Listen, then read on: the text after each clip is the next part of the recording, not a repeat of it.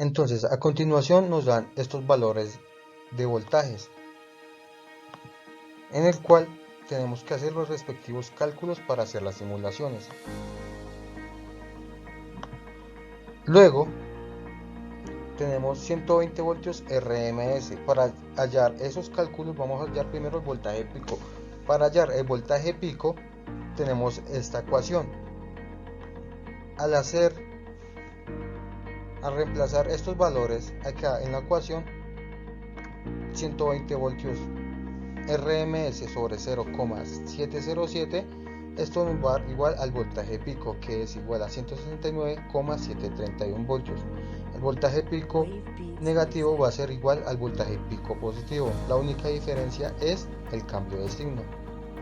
Seguimos con otra ecuación para hallar el voltaje pico pico. Voltaje pico pico es igual a 2 por el voltaje pico que nos dio nuestra ecuación anterior, o sea 2 por 169,731 voltios, y esto nos da un resultado de 339,462 voltios. Este es nuestro resultado pico pico.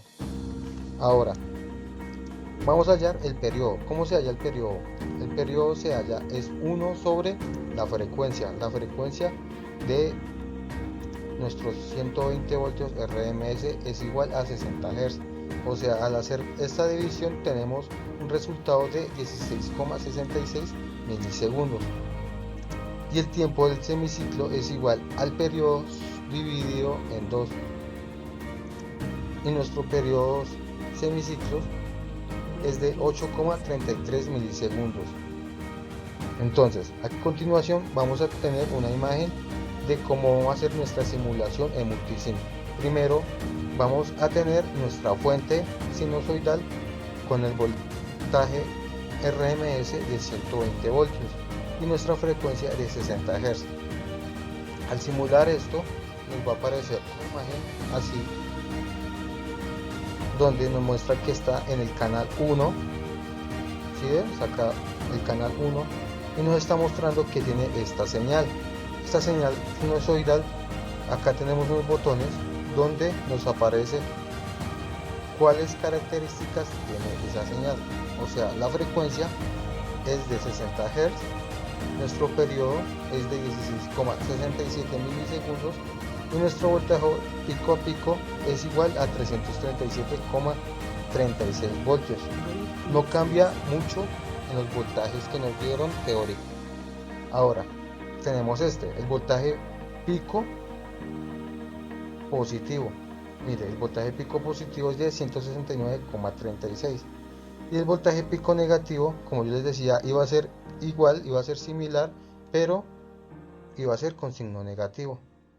Y nuestro voltaje RMS acá aproximado 120 voltios. Sigue los semiciclos. Mira, aquí los semiciclos nos dieron igual que entonces, a continuación tenemos nuestros 25,45 voltios pico a pico. Lo primero que vamos a hacer es hallar el voltaje pico. Para hallar el voltaje pico tenemos esta ecuación, que es voltaje pico pico dividido en 2. Esto nos va a dar el resultado del voltaje pico, o sea 25,45 voltios pico pico dividido en 2. Esto nos da un resultado de 12,752 voltios. Como habíamos dicho, el voltaje pico negativo va a ser igual al voltaje pico positivo. La diferencia es el cambio de signo. Seguimos para hallar el voltaje RMS. Ahora tenemos esta ecuación que dice voltaje RMS es igual a 0,707 voltios pico. Vamos a reemplazar los resultados y nos va a dar un resultado total de 8,99 voltios. Esto es voltaje RMS. Y como lo habíamos visto anteriormente, la frecuencia va a ser igual a 60 Hz. Entonces, ahora, si ve que acá en la fuente ponemos el voltaje RMS y 60 Hz. Y a continuación, vamos a simular. Y miren, la frecuencia es igual a 60 Hz. El periodo sigue siendo igual, 16,67. Y el voltaje pico pico, miren, 25,29 voltios. Varió un poquito, pero es igual. Ahora, Si seguimos, vamos a hallar el voltaje pico máximo positivo. El voltaje pico positivo es de 12,53 y como habíamos dicho, el negativo va a ser igual al pico positivo, pero negativo, 12,76. Y el voltaje RMS, que nos dio casi similar al teórico. Ahora,